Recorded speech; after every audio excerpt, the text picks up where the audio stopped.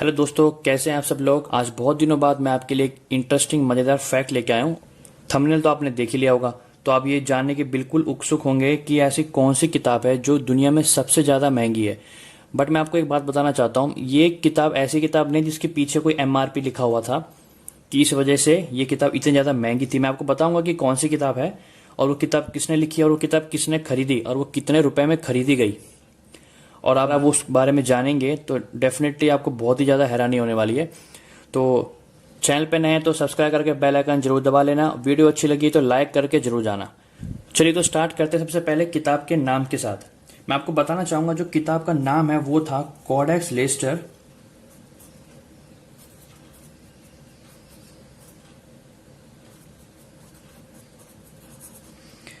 ये वो बुक का नाम है और ये जो बुक है ये लिखी थी लियोनार्डो दा विंची ने। अब अगर आप जानना चाहते हैं कि लियोनार्डो दा विंची कौन है तो मैं आपको बताता हूं।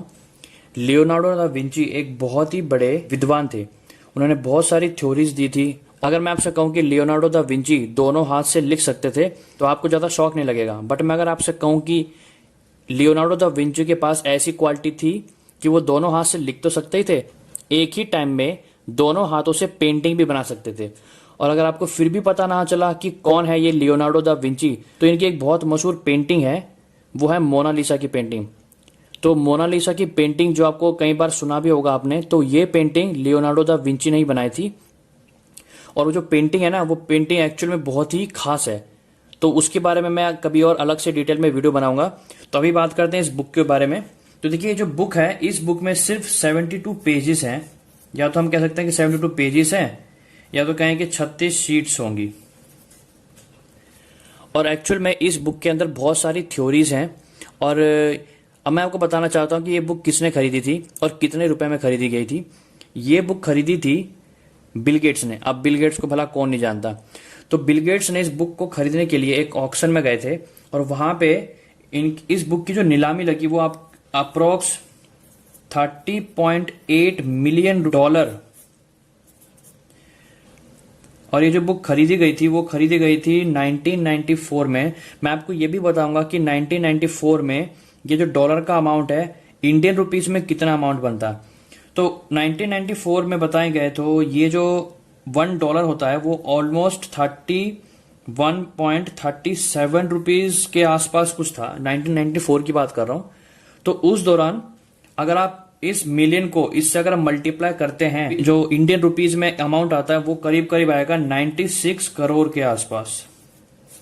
तो एक बुक को खरीदने के लिए 1994 में बिल गेट्स ने 96 करोड़ रुपए खर्च किए थे। और इससे भी ज्यादा हैरानी क्या होगी कि अगर आप कंपेयर करें कि आज के अमाउंट पे, तो आज का जो ऑलमोस्ट मैं डेट बता देता हूं, 24 अगस्त में डॉलर का रेट चल रहा है 74.33। और अगर आज के रेट से कंपेयर करें कि वो अमाउंट आज के डेट में अगर खरीदी जाती तो कितने इंडियन रुपीस बनी जाती, तो मैं आपको वो बता दूंगा, वो बनता लगभग 229 करोड़ रुपीस। तो एक बंदा उस टाइम पे अगर 96 करोड़ रुपीस खर्च कर रहा था तो आज वही जो अमाउंट है वो 229 करोड़ रुपए के आसपास होता। तो आपको ये जानने की इच्छा हो रही होगी कि आखिर उस बुक में क्या था। देखिए वो जो बुक थी, अगर एक्चुअल में बताऊं तो वो बुक इतनी खास इसलिए थी क्योंकि जो उसका राइटर थे वो थे लियोनार्डो दा विंची। और ऊपर से वो जो बुक लिखी गई थी वो उनके खुद की राइटिंग में लिखी गई है। तो इस वजह से वो बुक और खास बन जाती है। और उसके अंदर बहुत सारी थ्योरीज हैं। और उसके बाद इतनी ज्यादा महंगी बुक अब तक नहीं बिकी गई है। तो मैं उम्मीद करता हूं आपको ये फैक्ट अच्छा लगा होगा और आपने ये फैक्ट कभी पहले नहीं सुना होगा। ऐसे ही इंटरेस्टिंग फैक्ट अगर आप और जानना चाहते हैं तो मेरे चैनल को सब्सक्राइब करके मेरे चैनल के साथ बने रहिए। तब तक के लिए दोस्तों मिलते हैं अपने नेक्स्ट वीडियो में। Take care and good bye.